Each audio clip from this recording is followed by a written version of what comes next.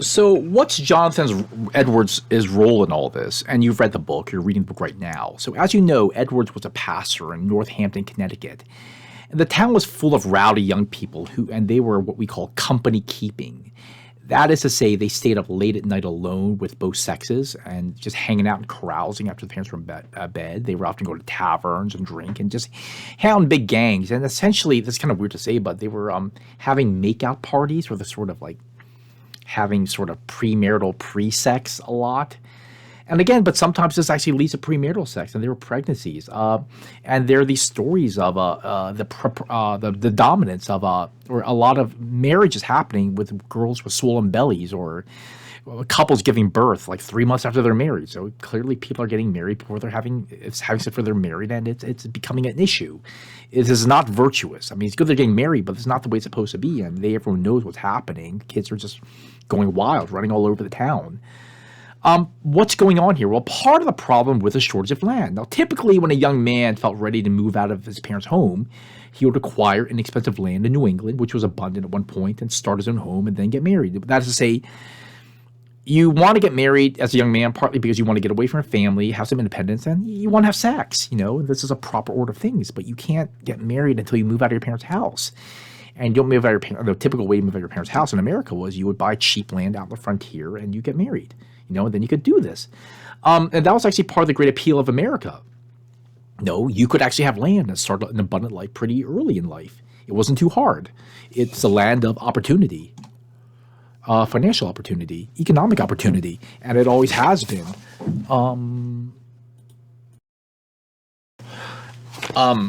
But this was a problem. By the early 1700s, though, nearby land was running out, and the only land left was less desirable, kind of like what happened in Jamestown. You had to go further out into the frontier to find cheap land. And in many ways, this land was less desirable. It was far away from the center of town, so this meant being socially isolated and being far away from friends and family and just kind of away from culture, away from company.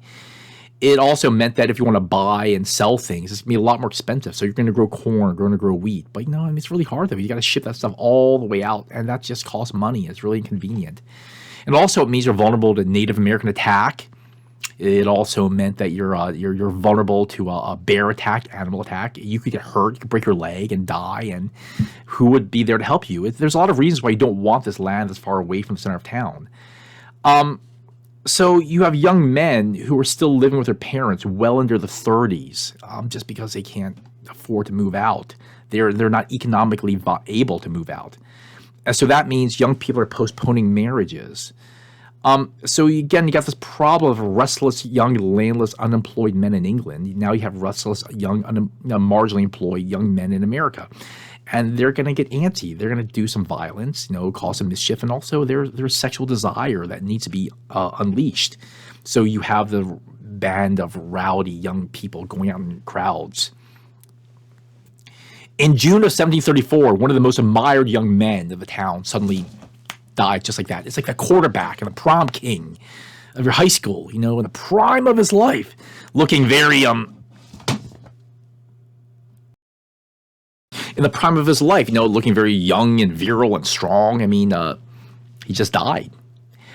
It sounds like, from what we understand, he had something like a brain aneurysm. It was very healthy one day and boom, just drops dead. I often tell people that, it's like you got this thing in your brain called the frontal cortex. The frontal cortex is not about intelligence. It's about judgment. And your frontal cortex doesn't get fully developed until about the age of 25. What it means is this, though. You can know that you shouldn't go snowboarding and jump off a cliff. You should know that you shouldn't ride a motorcycle without a helmet. You know that intellectually. Okay? You're intelligent, but the part of your brain that does judgment is not fully developed yet. So you end up just doing dumb things until you're about the age of 25. You live a life that's kind of risky and dangerous. That just happens. And then later on you grow up. What it means, though, is young people, because your body is fit and you don't have an arthritis yet, your bones don't ache yet. You basically think you're bulletproof. So those who are listening to me right now, if you're in college, your brain thinks you're bulletproof. You're not bulletproof, but it's not your fault. You just think you're bulletproof. So no one thinks you're going to die. But this young man, he just died. And this just scared the heck out of people. And his death led to the revival that all these pastors were praying about. The frolicking stopped. All this makeout parties, the young people running around, they just stopped just like that. And people were engaging in Bible studies.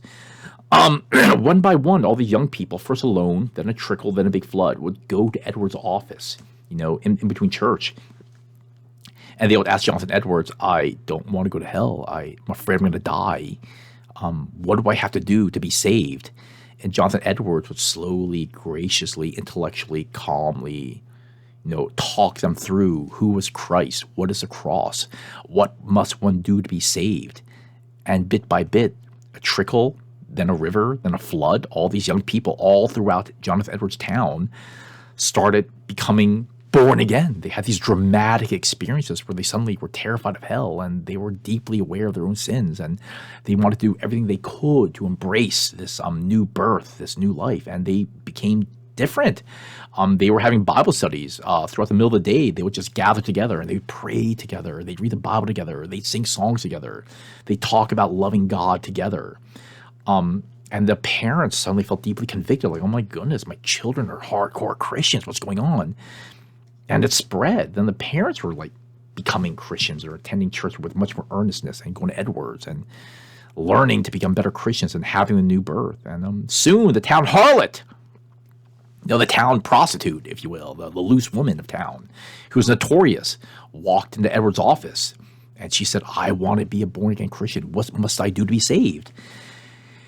And she was. And we thought, oh my goodness, town harlot, she became a Christian. She's living reform. She didn't just become a Christian, but her life has changed. She's completely changed her ways.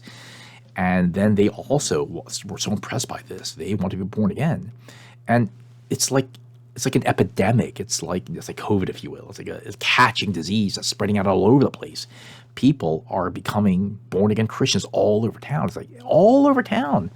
You just walk through, and if you're a stranger, you just find people praying, reading the Bible, singing songs together, testifying about what God had been doing in their life. There was an intensity. So again, think about this: Puritans, Gen 1. I mean, really in fire. Then for a long time, just deadness. Then boom, a spike up. It's a revival. It's a renewal. It's like an outpouring of the Holy Spirit of how they interpreted it.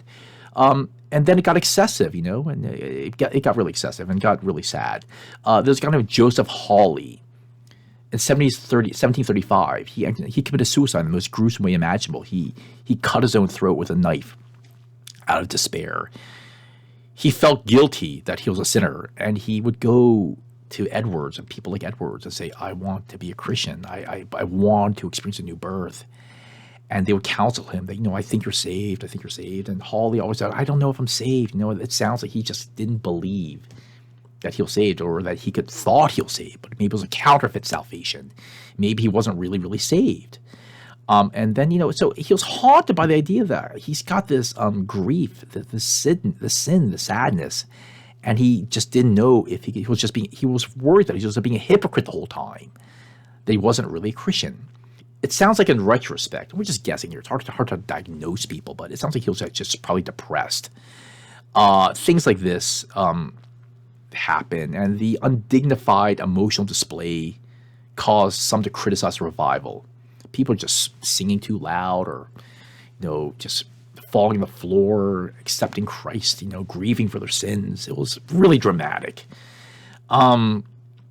So people from the outside would look at this and say, is this really of God? Does this look like God? This seems really strange. Was this satanic? Or maybe it's just, what we would call natural things, psychological, just excessive emotion. Maybe it's just kind of a manipulation. Like, you ever see a really good play or really good movie? I remember watching Les Mis when I was in my early, in high school, that Les Miserables, the musical by Victor Hugo. And I was so moved by the end. I didn't cry, but I'm not much of a crier, but I can imagine sobbing by the end. The music, the lighting, the drama. So maybe all the kind of preaching that Edwards is doing, and maybe all the stuff that's going on is just a kind of a natural. It's not the Holy Spirit. It's not supernatural. You can actually perform a play, sing a song, perform music. It's so dramatic. You will have an emotional reaction. Was it just people being nutty and emotional? Was it just kind of hysteria? Edwards would later say that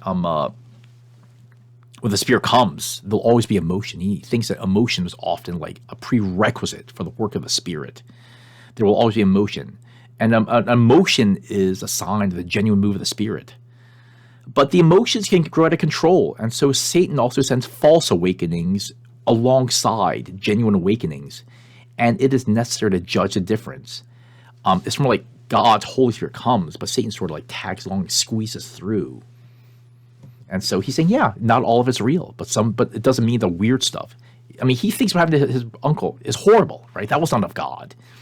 But good things, it doesn't mean all the stuff that's happening is bad.